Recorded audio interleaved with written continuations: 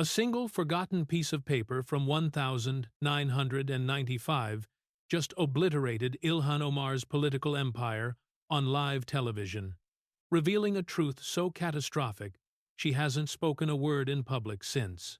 This devastating federal immigration document displayed two specific names printed on the exact same line. Bound to the identical household, the definitive proof she has spent her whole career swearing to the American people was completely fabricated. Senator John Kennedy calmly read both of those names aloud to the room. Before we dive into the fallout, I need to perfectly frame exactly what is unfolding here. Ilhan Omar sat at the witness table with an uncompromising, rigid spine and a chin held absolutely parallel to the floor. It wasn't tilted up in a brazen dare, nor dipped in submission, it was perfectly level, the calculated stance of someone using their physical geometry to broadcast dominance. Her headscarf was arranged with such flawless precision that not a single wrinkle escaped notice, while her hands rested completely flat on the desk, spaced evenly from the microphone as if mathematically measured. She aggressively proclaimed that this hearing had absolutely nothing to do with authentic congressional oversight. She painted the inquiry as a vicious assault against a Muslim, a minority female, and a refugee who landed in the United States with nothing and forged a destiny that utterly paralyzes the people seated across from her. Her voice didn't rely on screaming.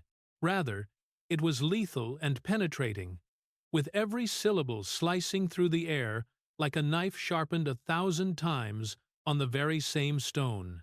She asserted that the moment her rivals realize they cannot defeat her legislation, they instantly pivot to attacking her race, her marriages, her family tree, and her Islamic faith. She branded it the exact same pathetic playbook they have utilized since the beginning. She stared fiercely into the television camera situated to the left of the dais, purposefully ignoring Kennedy, utilizing her line of sight as a calculated weapon to show exactly who she was truly addressing.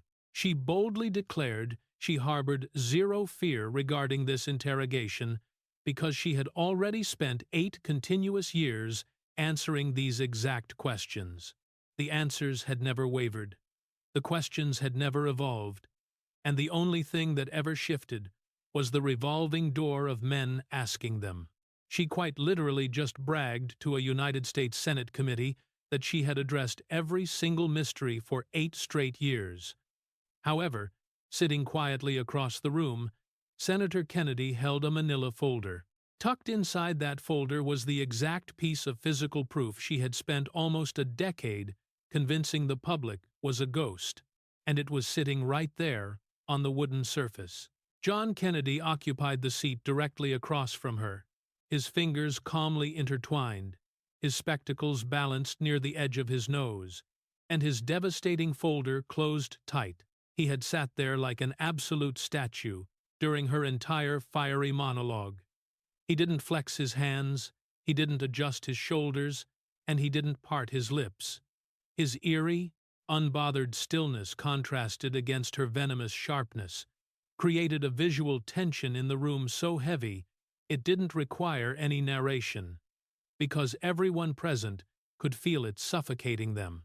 "Congresswoman," he finally spoke, his voice dropping to a register so incredibly low the microphones practically choked trying to broadcast it.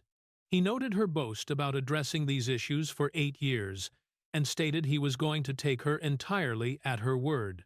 Because of that, he casually suggested swiftly running through a few of those specific questions once again, letting her recycle those exact same answers so the committee could wrap up and head home. He then flipped his folder open. He requested verification that in the year 2009, she entered into a formal legal marriage with a man named Ahmed Nur Said Elmi. She agreed. He then rolled the timeline back 7 years to 2002, pointing out she engaged in a religious wedding ceremony with an entirely different man, Ahmed Hersi. She confirmed it was indeed a faith-based ritual. Kennedy surgically highlighted that she was still tied to Hersi in that religious union, the exact moment she legally wed Elmi under United States law in 2009. She rapidly defended the timeline, arguing they had already separated and the 2002 ceremony held zero legal authority, meaning she never needed a formal divorce from Hersey before tying the knot with Elmi.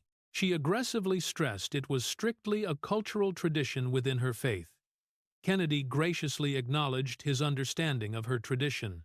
He seamlessly transitioned to the tax years of 2014 and 2015, highlighting the fact that while she was still officially married to Elmi, she deliberately filed joint federal tax returns alongside Hersey, the man she possessed absolutely no legal connection to. Omar's right hand twitched exactly 1 inch in the direction of her water glass before suddenly paralyzing in place. She defensively snapped that she had already explained this situation and the financial filings had been amended. Kennedy agreed that they were indeed amended, but brutally clarified they were only fixed because the Minnesota Campaign Finance Board directly busted her for the violation and mandated the change. He adjusted his glasses, ensuring the room understood. The amendment only happened because she got caught red-handed. Turning to a fresh page, Kennedy zeroed in on the atomic bomb of the hearing. He inquired about Ahmed Nur Said Elmi, the man she was officially married to from 2009 until their legal split in 2017. He demanded to know his precise relationship to her. She answered that he was her ex-husband. Kennedy stared her down and bluntly asked if the individual was actually her biological brother. The muscles along her jawline flexed visibly, a tiny physical spasm detected only by the front-row spectators, and the high-definition lens pointed at her face. She viciously attacked the question, branding it a nauseating lie, sustained by bigoted internet forums and hateful conspiracy peddlers who had ruthlessly targeted her from the very beginning. Kennedy's vocal intensity flat-out refused to rise. He calmly clarified that he wasn't asking her about online rumor mills, he was demanding a basic yes or no answer. He reiterated the direct question. Is Ahmed Nur Said Elmi her biological sibling? When she firmly answered no, he logically countered by asking why she aggressively refused to produce the basic paperwork that would validate her denial. That devastating inquiry hovered in the dead air exactly like a baited hook suspended over glassy water, perfectly motionless, waiting patiently for a monster to strike from the depths. He laid out the timeline, noting that ever since 2016, she had dodged this precise question from journalists, official investigators, congressional peers, and even the Star Tribune, her very own hometown newspaper in Minneapolis. He emphasized with total clarity that this was not a partisan media hit job or a talking head program, but her own municipality's trusted publication. Yet, over an 8-year span, she had neglected to provide a solitary piece of paper to kill the mystery. He aggressively listed the missing documents: no birth records, no official family tree, no immigration files, no family reunion photos with clear identities, no sworn affidavits from any relatives, absolutely nothing. Taking off his spectacles, he held them completely still. He reminded the room that the Star Tribune, the exact newspaper that had formally endorsed her political run, investigated this rumor and published in their own ink that they could neither definitively verify nor dismiss the accusation that Elmi was her brother. He repeated it was her hometown paper. They desperately wanted to clear her name but fundamentally couldn't, because she actively hid the required evidence. Slipping his glasses back onto his face, he leaned into a folksy demeanor, calling himself nothing more than a simple country lawyer. He reminisced about growing up around a local courthouse, where the ruling judge knew everybody's lineage, and where the metal filing cabinets possessed more factual truth than any attorney standing before the bench. He imparted a foundational truth from that courthouse whenever an accused person holds the silver bullet to instantly destroy a massive scandal with one single sheet of paper, but violently refuses to hand it over year after year. choosing instead to smear anyone who asks as a bigot. The whole courthouse takes mental notes and inevitably arrives at their own devastating conclusions. He pulled a fresh document from his manila folder. He referenced a digital upload from June 2012, posted shortly after she gave birth to her third baby, originating from an online account linked directly to Ahmed Elmi. Reading aloud with a cold, indisputable precision, he described a photograph featuring a man confirmed by numerous sources to be Elmi holding her freshly born infant. He heavily emphasized that the caption placed on that image did not lovingly say, "my daughter." It didn't say, "my stepdaughter." And it completely omitted the baby's actual name. Staring dead ahead over his metal frames, he exposed the exact caption, which simply read, "Nieces." He dropped the printed photo directly onto the table, letting that devastating, hyper-specific word sit there exactly like a metal key resting on a countertop, right after successfully unlocking a deadbolt. He hammered home that nieces was the precise vocabulary her active legal husband chose for her newborn child. Leaning on plain common sense, he pointed out that fathers invent a million sweet nicknames for their newborn girls: princess, sweet pea, baby girl, but the one singular noun they absolutely never, ever use is niece.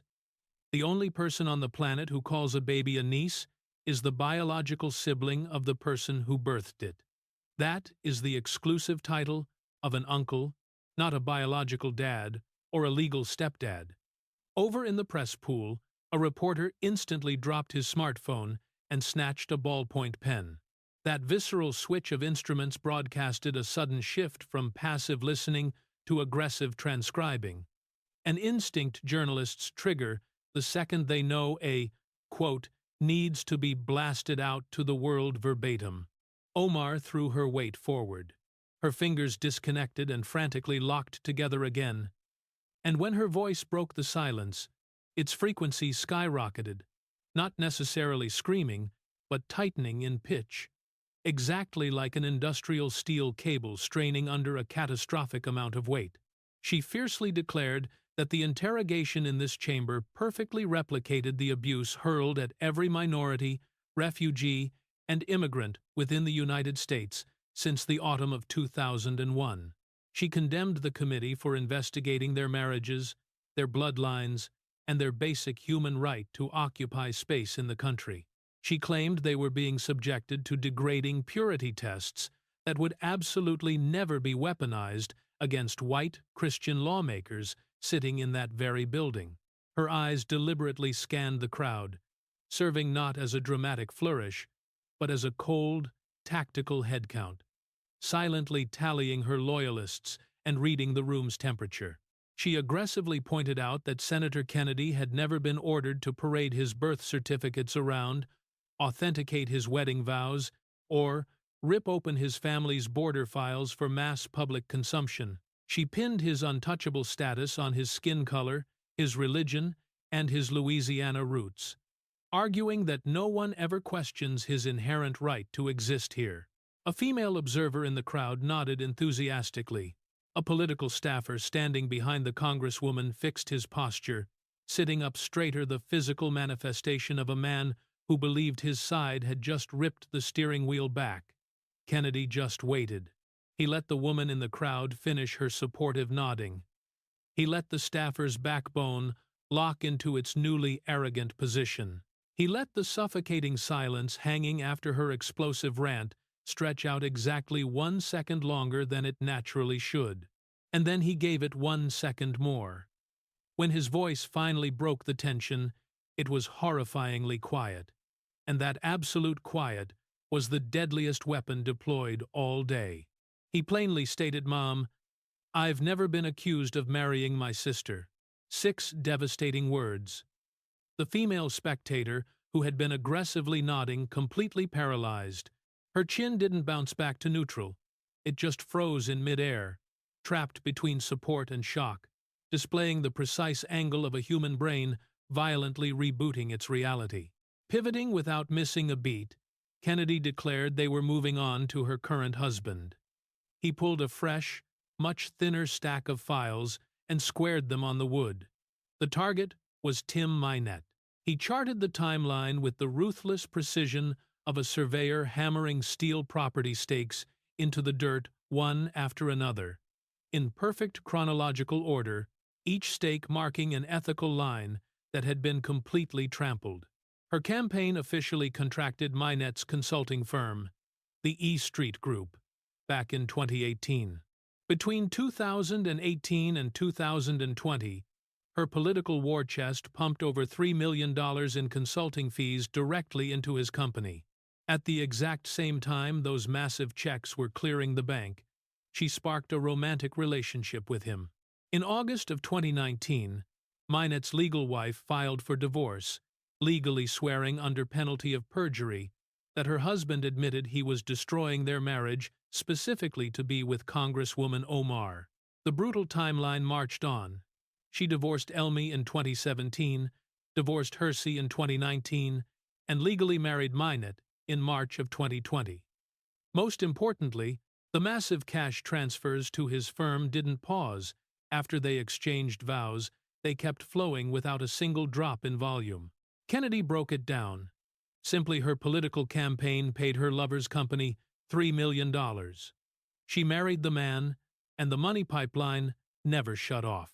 He heavily stressed that the consulting firm inexplicably received even larger cash payouts after the wedding than before it. Tossing the federal election paperwork onto the desk, he bluntly suggested it didn't look like a valid consulting agreement, but rather a joint personal bank account wearing a corporate mask. She fired back, demanding that his firm provided authentic services and that federal election officials had thoroughly audited their books. Kennedy instantly shot back that while federal officials audit standard paperwork, they absolutely do not investigate the ethical validity of marriages. He lined up 3 separate pieces of paper horizontally on the desk, each one representing a distinct marriage, and each one dragging a colossal financial motive behind it. He physically tapped his finger on them as he listed them off. The first marriage to Hersey, a religious ceremony with 0 civil paperwork, granting her the loophole to legally marry a second man without needing a divorce decree. The financial jackpot, filing joint federal taxes with the wrong legal husband. Tap. The second marriage to Elmi, a formal civil union to a man that her own hometown newspaper couldn't prove wasn't her biological brother. The financial jackpot. Massive federal immigration advantages. Tap.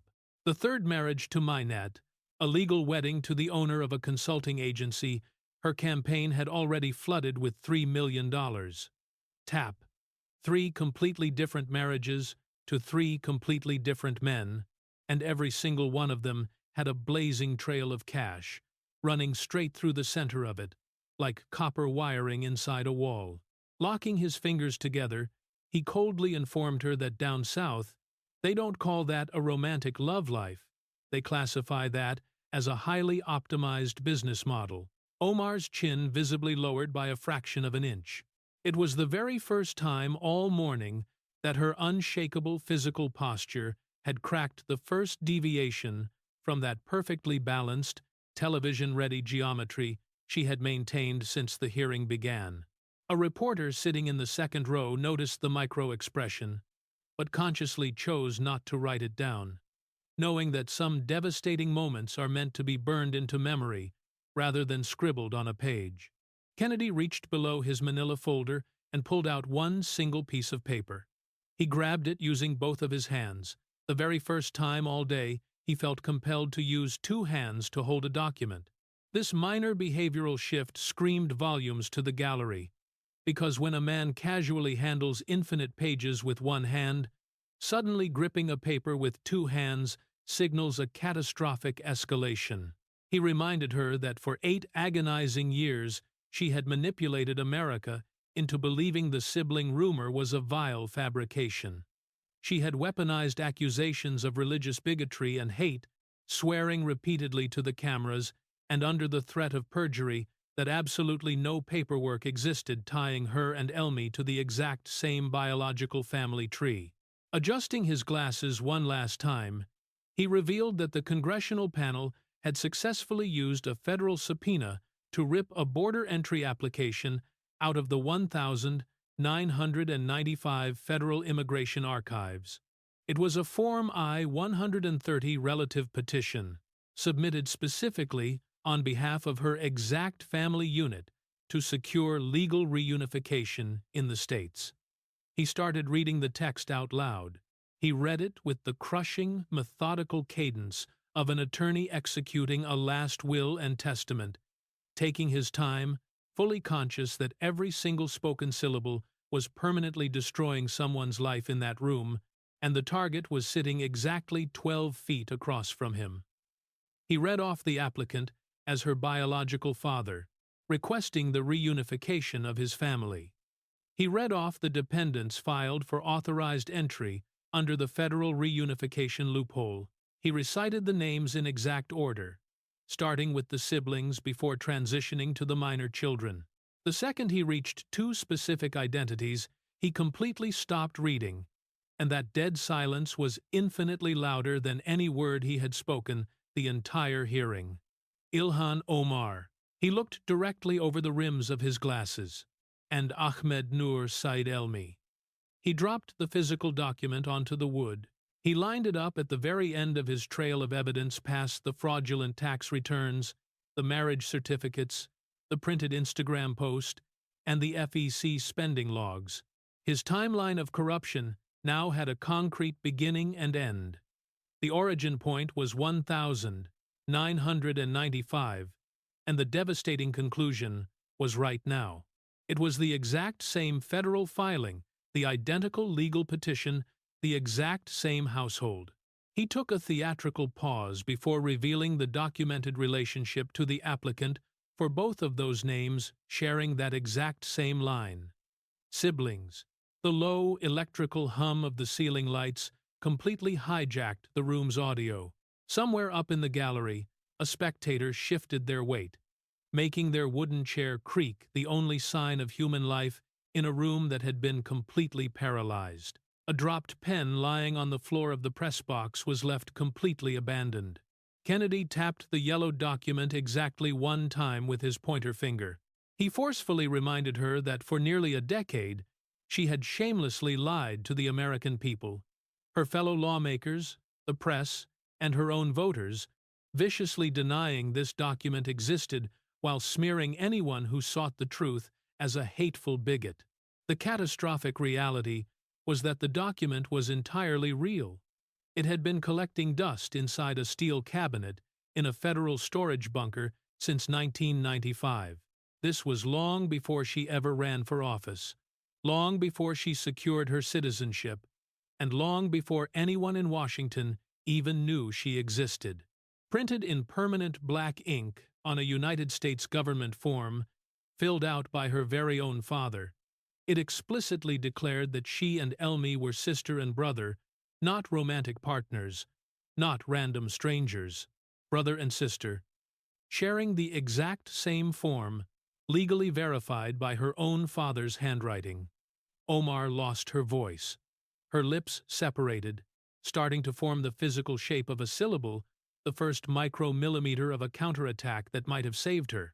Maybe it was the exact buzzword she had launched thousands of times before, the specific term ending in phobia that miraculously slammed doors and vaporized investigations. But then her jaw locked shut, trapping the word in her throat forever. The impenetrable, heavy armor she had perfectly forged and swung like a broadsword for 8 years, the very armor that magically turned every basic question into a hate crime, stayed firmly in its sheath. It had finally smashed into a concrete wall it couldn't cut through. That wall was a permanent federal record, and government documents do not give a single damn what inflammatory buzzwords you scream at them. Her left hand floated up from the table. It traveled upwards until 2 fingertips softly rested against her lower lip, not hiding her mouth or masking it completely, just putting a slight physical pressure on her skin. It was the undeniable body language of a human being frantically trying to keep something trapped behind their teeth that was begging to break out, but absolutely couldn't be allowed to. It was the raw visual of someone who had spent almost 10 years weaponizing that specific word, making the conscious decision for the very first time to swallow it back down. That female spectator who had been nodding so fiercely during the Congresswoman's passionate victimhood speech, who had physically puffed out her chest when told she terrified her rivals, refused to look at her anymore. Her eyes were glued permanently to the 1,995 paperwork, hyper-focused on the single sheet, showing two names sharing the exact same line. She analyzed the paper exactly like a juror scrutinizing a murder weapon, completely tuning out the defendant sitting beside it. That tiny shift in her line of sight from the politician to the paper delivered its own catastrophic, silent, guilty verdict. A 1,995 federal border document legally labeling them as siblings sharing the same roof. She had burned 8 years of her life smearing it as a malicious hoax, yet the smoking gun sat patiently in a federal archive the whole time. Make sure to subscribe. Kennedy stood up from his leather chair. He walked the length of the wooden desk, and as he walked past every single piece of evidence, he tapped it with one finger. Every tap represented a year, and every year represented a highly unethical transaction. 2002. A religious wedding with Hersey carrying zero legal weight. Tap. 2009. A formal civil marriage to Elmi, while still faith-bound to Hersey. Tap. 2014 and 2015. Fraudulent tax returns filed with Hersey, despite being legally wed to Elmi. Tap. 2017. The legal divorce from Elmi after an 8-year run. Tap. 2018. A sudden legal marriage to Hersey. Tap. 2019. A rapid legal divorce from Hersey. Tap. 2020. A formal marriage to Tim Minette, whose consulting firm had just siphoned $3 million from her campaign. Tap. He finally arrived at the last document in the chain, the 1,995 entry form. He let his finger press into it significantly longer than the others. A federal border entry application from 1,995, holding her name, his name, the identical household, both legally verified as siblings. Turning his body, he stared her down across the massive desk, divided only by the blinding white trail of criminal evidence. He summarized the horrifying reality: 8 distinct dates, 3 different husbands, 3 colossal financial pipelines. And not a single one of those supposedly romantic relationships existed without a massive financial or legal incentive attached to it. Whether it was cheating the border system, manipulating the IRS, or laundering massive campaign payouts. Picking his glasses up from the wood, he folded the arms in and placed them right next to the 1,995 application. He reminded her that for nearly a decade, she had viciously destroyed people by labeling every question as religious bigotry. Every journalist was a racist, and every investigation was a partisan witch hunt. Yet, for that entire 8-year circus, that exact piece of paper which he tapped one last time was sitting silently inside a steel drawer in a government bunker, just praying for someone to officially request it. Sitting back down and lacing his fingers together, he delivered the absolute kill shot in 2 simple words. Somebody asked. The committee chairman offered the representative from Minnesota the floor for a formal response. Omar opened her mouth. She started to form a sentence, but instantly froze. It wasn't because she forgot her lines. Her automated defense shield was fully locked and loaded right behind her teeth, ready to blast the people demanding accountability, exactly like she had done perfectly thousands of times prior. The accusation of bigotry was screaming to get out, but the smoking gun was physically sitting on the desk right in front of her. Form I-130, stamped in permanent ink on federal government letterhead, exposing her father's name, her own name, and Elmi's name sharing the exact same line. Her lethal political instincts, the exact survival traits that let her dodge 8 years of intense investigations by deploying the perfect smear at the perfect second, made her violently aware that her favorite weapon would shatter into a million pieces if it hit that document. For the very first time in her entire political life, screaming racism was going to fail because the rumor had permanently morphed into a cold, hard federal record, and federal records don't flinch when you call them names. Her fingers nervously drifted back to her bottom lip, hanging there for 3 agonizing seconds. Then, 5 seconds. She finally dropped her arm, flattening her hand completely against the desk next to her other one. When her voice finally broke the silence, it was stripped of all its trademark razor-sharp volume and identity. It sounded exactly like the hollow, defeated tone of a defense lawyer triggering a catastrophic contingency plan when the jury delivers a guilty verdict. It was the robotic delivery of a pre-memorized surrender, reserved exclusively for the moment when the lies completely run out. I have nothing further to say at this time. 8 terrifying words. It was the coldest, most heavily sanitized statement she had ever spoken on a public microphone. No shrieks of disgust, no allegations of bigotry, no arrogant defiance, just the brutal, undeniable reality of an untouchable politician instantly mutating into a trapped suspect on live national television. The footage immediately broke the internet, spreading like wildfire in both short clips and the full-length cut. The devastating 4-5-second version featuring Kennedy reading the form, followed by her terrified, silent lip touch, pulled in a mind-blowing 55 million views before the sun even set. The Department of Justice immediately announced an active probe into the ancient entry form in direct partnership with Homeland Security. At the exact same time, the House Ethics Committee triggered a massive investigation into her tax history and the colossal campaign cash dumps to the E Street Group.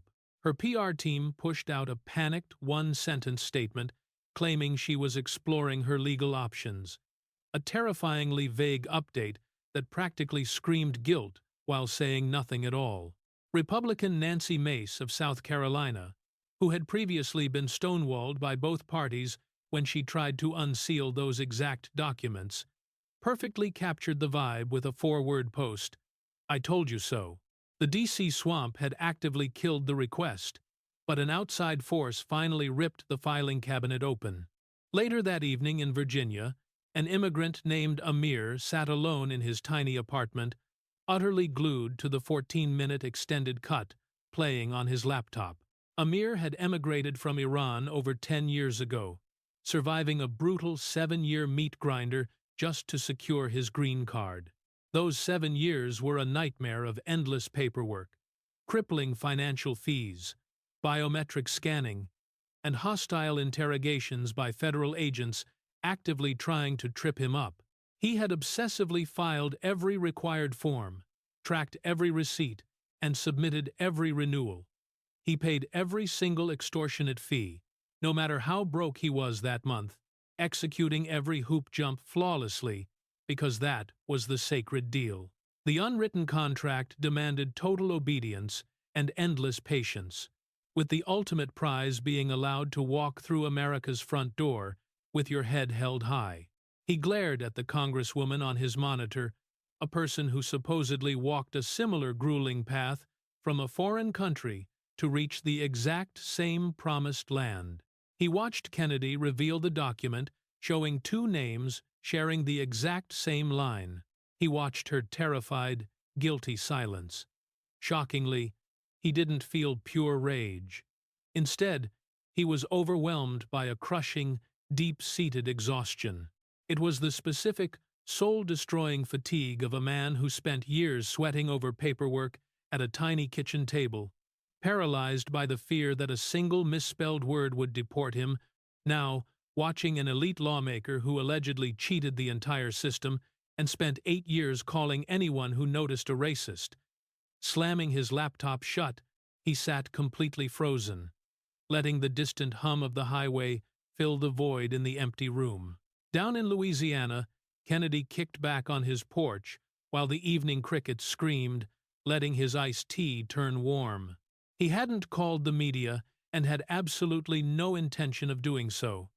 His brain was stuck on a windowless federal storage bunker packed with endless rows of metal cabinets. He visualized 30-year-old forms, suffocating inside folders that hadn't seen the light of day since they were stamped. Speaking aloud to the pitch-black night, he was blown away that the nuclear document had slept peacefully for 8 straight years just because nobody had the guts to pull the handle. Taking a swig of his warm tea, he realized that sometimes the biggest secrets aren't masterfully hidden. They are just sitting right out in the open, completely ignored, because the guilty suspect was screaming so loudly they terrified everyone away from the evidence locker. At that exact moment, inside a dimly lit D.C. apartment, Ilhan Omar sat directly across her kitchen island from her defense lawyer. This wasn't a Zoom call. They were sitting close enough to read each other's terrible handwriting. The attorney was violently scribbling notes on a yellow legal pad, the harsh scratching noise completely owning the dead silence of the room. She wasn't fighting back. She wasn't shifting the blame. She wasn't screaming about intolerance or hiding behind her status as an oppressed refugee. She was just sitting completely still next to a shark charging $600 an hour, staring blankly out the window as the city lights slowly died out. Her thoughts flashed back to the brutal reality of Mogadishu, the sprawling dirt refugee camps in Kenya, the roaring diesel generators at night, her first plane ride to America, and the terrifying cold of her first winter in Minneapolis. She thought about the impossible journey from a homeless girl to a federal lawmaker. For the absolute first time in her life, she truly believed her miraculous rise was going to permanently end right there in that silent kitchen, destroyed by a lawyer's legal pad and a 1,995 piece of paper, signed by her own father from a past she thought was dead and buried. The brutal truth is the past never actually dies. It just waits quietly inside a filing cabinet until someone finally decides to yank it open. 3 separate marriages, 3 colossal financial pipelines, and 1 single 1,995 entry form explicitly locking 2 names onto the exact same line. She weaponized the cry of religious bigotry for 8 brutal years to hide a document that was sitting patiently in a drawer the whole time. Subscribe. Drop the word documents in the comment section below. Share this devastating story with anyone who sacrificed everything to immigrate to this country the legal way.